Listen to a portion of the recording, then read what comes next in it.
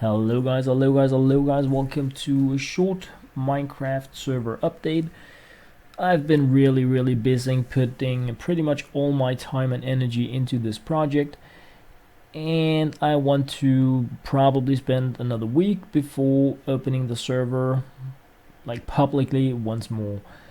What I would like to do in this video is one, invite moderators, assisting moderators, builders to come in and help out on the server. So if you were a moderator before, if you were assisting moderator, if you were a builder, you should now be whitelisted.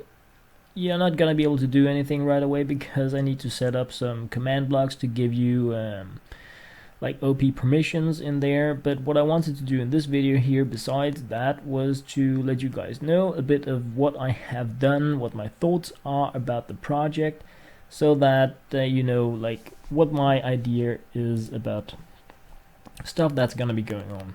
So first things first, this should be the new spawn, as in a completely different place once again, and it is because I'm trying to make the server area smaller, really walling in everything to prevent too many chunk loads. Where you spawn, we have these different crate areas. This is the starter food crate, where you can get food from dirt or keys that you get from dirt. We have the starter crate, where you can get different materials. You can get some shovels, you can get some keys, which is like the base thing for the game, is that you're gonna be getting these crates to obtain different resources in the game. We also have some parkour crates. There is a parkour game, I'm gonna be showing that later in the video as well. Actually, we have two going on right now. Here you can win different things, some armor, some weaponry, like different things than what you can get from the dirt crates, and that is going to be, I'm thinking I also want a PvP/arena kind of crate in here, but those like three types of crates are what I want to be featuring in the game, so that you can progress by mining, by PvP, by completing different mini games such as parkour, possibly other things as well. The shop system, where you buy keys, is, I have two different versions. I'm not sure what type I want to do yet. This is the starter key. You go in, it eats 64 dirt, port you away, it gives you a key. So it is relatively safe and hopefully unexploitable. I have barriers around it and stuff like that. It should be pretty safe. But of course we need to crash test it like crazy before we are completely sure. So just going to spend a few of the keys just for reference.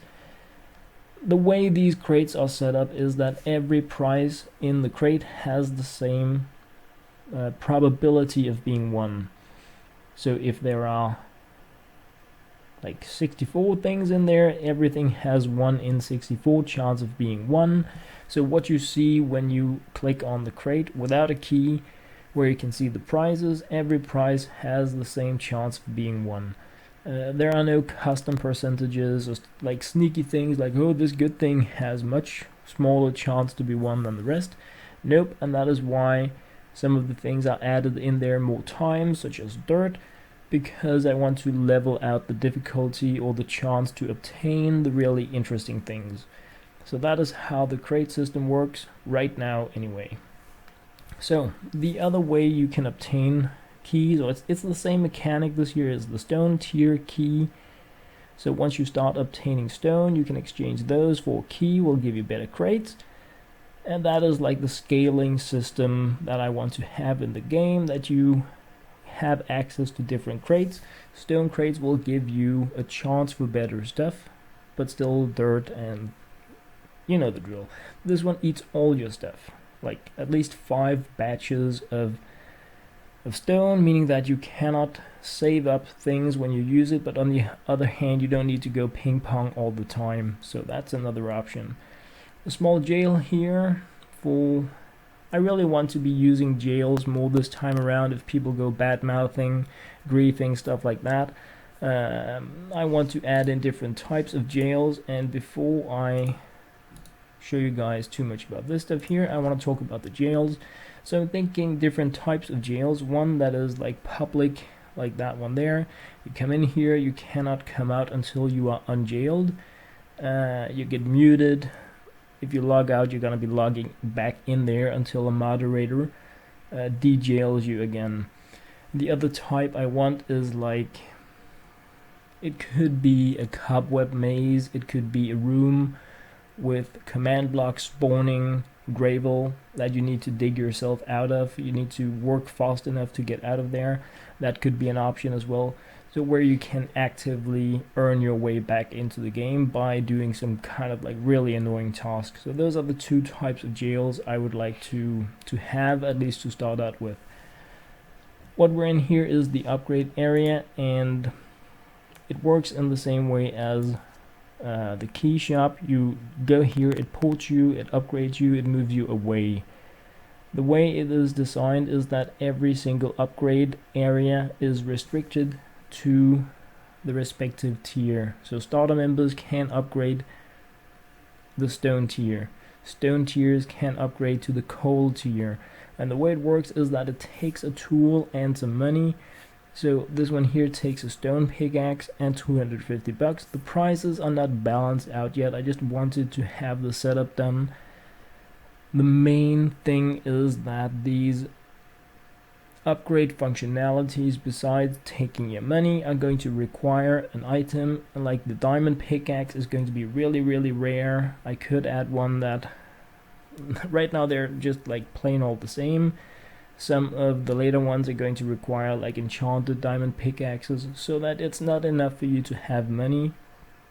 You actually also need to have the right item to be able to move on. Looking even further, I want to have a reset option, as we know it from a lot of clicking games, where you can say, okay, I have progressed to this point in the game. It could be the lapis tier, for instance. Then you may be allowed to completely reset your account. You start over, you get some kind of unique rank or access to a unique first reset kind of unboxing mechanic, because I really like games where you can reset. It is like one of the things I'm really passionate about, is the reset mechanic where you can get stronger permanently. So I want to include that in the game, and that is why there was room for an upgrade besides the emerald tier, because I want to use a scoreboard mechanic to allow complete resets. I'm not entirely sure how to make it game-wise, because I probably need to delete some config files and MCMMO and stuff like that, but it is one of the things I really want to include, so it's going to be here at some point. Anyway, going by a bit of the area now, it has been walled, and what we have here is the pathway to the dirt mines. As I mentioned in one of the previous videos, I have a PvE and PvE dirt mine. Right now there is no major difference in what you can obtain there, but the PvP mine is going to have better stuff. Like, that's how I want it to be. The mines are these pyramid shapes. They're like somewhat trashy, really dark. It's going to be, for those that don't use like light hacks and stuff like that, I do want the area to be dark. If it's too dark, I don't really know yet, but that is another one of the many reasons why I'm inviting a select group of people in here now to help out, make things look really nice and balance them out. I do like the idea about having it more white futuristic spaceship kind of thing than ancient jail. I just didn't really know how to theme the mines for that, because I don't really want the mines looking all shiny, but yeah. So anyway, I have the dirt mine set up. This here is the stone mine, so they are identical, only that there is stone in here as well, and we're talking stone, not cobblestone. You need to unbox the cobblestone that you want in order to make shovels and whatnot. Once again, same old stuff, PvP side, PvE side, looking similar. They get reset when you reach specific areas in the bottom part of the mine area. Everybody in there get ported out and it recreates itself. Coal mine, same deal. It is the last mine I have made right now. As you can see here, you get a really good idea about how dark it is when you're in here, so players may want to do something to get a little bit of light. I'm not sure about the details yet. I also may want to make larger mines. it really comes down to the play testing. I also want to encourage players to select the PvP if the PvE is crowded, and vice versa. So yeah, that was a little bit about my thoughts about the game, the theme I want to be running, the style. So yeah, if you guys want to come in and help with it, you can post down not just your Minecraft name, also your UUID, because I need that for the whitelisting. I'm not going to be letting a huge amount of players in there, and we have like 5 birthdays this weekend, so I won't be Minecrafting that much, but I will of course try to come in here and crush it a little bit. So next thing, guys, 2 seconds. Alright guys, so the guys, what I'm showing here is actually a recording from a bit earlier than when I walled in everything. And this here is the first part of the parkour. This is the starter parkour that you will be able to access right away. And Rasmus has been making it, and he's going to be showing how you can complete it now with no like cheaty pants, just to give you guys. I do like showing that it can be done. So this is done with all the like falling down and everything, just to give you guys an idea about what the parkour challenge is like. And I'm not like the world's best recorder, but yeah, I'm trying to keep up with Rasmus, as he is crushing it here in the parkour he did make, and even more challenging parkour as well. That is going to be available to the stone tier members, and I want more parkours just to scale price-wise, case-wise, with what you can obtain from the other crates for the respective tiers. You will be able to go back to the previous ones, but you won't be able to go back into the previous mines. So he is he's being really amazing at this. No, I'm just kidding. That is meant with like the largest amount of respect to Rasmus, because I could not even do like the first part. The parkour is split into 3 areas, showed by the beacons. You start out, when you reach the first beacon, you can choose to get a key and get warped away, or you can continue to the next difficulty. So of course the keys, as you saw, give you different crate access, so you can choose to like go towards better loot, or you can just farm the easy ones. The parkour is going to have an entry fee. I have not decided yet if it is. I think it's going to be dirt instead of money, because I want the money to be there as something players use to trade different resources with. So as you can see here, Rasmus is moving towards the first beacon, representing the end of the easy part of the starter parkour. It is made in there with the pressure plate. You can hit on it, like step on it, and then you get ported away and you get your key. So as you can see, like also some barrier stuff going on here. This is what, like, the easy and medium ones are safe. The hard ones, you fall into lava and you die. Plus the hard one is going to have PvP enabled, so it's hard in more ways, or it can be, depending on the amount of players that are on the server, really.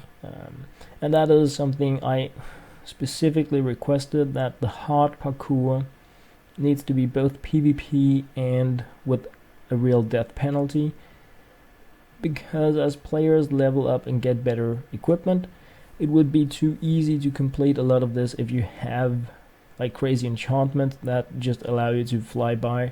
So I wanted both PvP and the option to lose your things when you die, because there is no keep inventory on here. So you can choose to use your equipment for an advantage and for a chance to lose it, or you can, yeah, do it do it the vanilla way, so to say.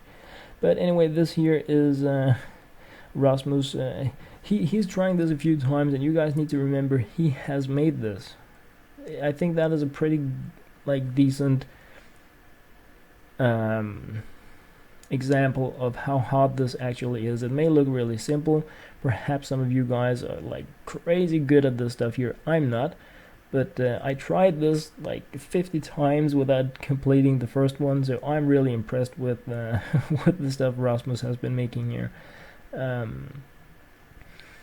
Rasmus wanted it to be so that if you died here, you would go back up into the cage, but he's much nicer than me. I don't want that stuff. It's like if you fail on the hard, it's game over. If you fail on the easy or medium, you get back down into the water, then you can restart it, but you're not going to be able to do that on the hard. I really want it to be an achievement if you complete the hard. I also want to be able to use scoreboards to keep track of whether or not players should get some kind of title or additional reward for completing the hard parkour levels, because they're pretty crazy, and I think it is a really good challenge and like small extra game that there is there. So anyway guys, this here is the last of it, as Rasmus gets into the last cage here. The completion of the first parkour that was made. Like I said, he already made another one as well, and I would like to have one for each and every one of the upgrade levels so that I can scale the rewards with the challenges of the parkour. It also means that they need to get even harder than this, but that is just like one of the many things I wanted to have this time around, and I want to have it tested like crazy before opening it up like publicly. So guys, if you want to come in here and you want to help out, you need to note that once the server launches like for real again, everything is going to be lost account wise, meaning clean slates on financials, equipment, everything you may have on your character player is going to go poof. Of course, like I said in the previous video, you're going to have these first and second ranks, but besides that, if you want to be helping out, it is like because you really want to help out, you won't be able to keep anything, and the entire area is going to be no block break, no build. So it's not like there is no reason to go stash away something, because yeah, it's all gonna be like the mines and the plots are going to be the areas where players can actively do something in the game. But anyway guys, that was just a short update here because I've been like super silent, and hopefully I'm gonna be putting a bit more time into YouTubing. But like I said, we have like 5 birthdays this weekend, so it's gonna be a little bit more quiet than than it already has been. So anyway guys, as always, thank you very much for watching.